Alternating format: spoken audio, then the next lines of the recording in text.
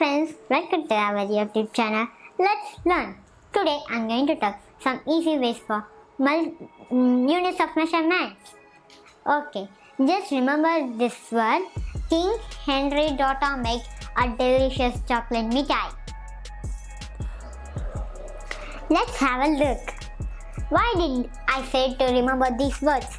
Because K for kilometer, King for kilometer, Henry is for hectometer, D for decimeter, and M for millimeter, D for decometer, C for centimeter, M for millimeter.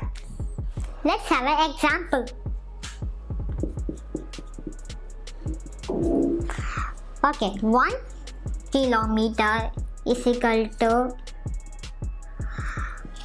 how many millimeters? Count the zeros. 1, 2, 3, 4, 5, 6. So write 1, 0, 0, 0, 0, 0, 0 and you got the answer. Thanks for watching my video. I hope all will like this video. Stay home, stay safe. Thank you.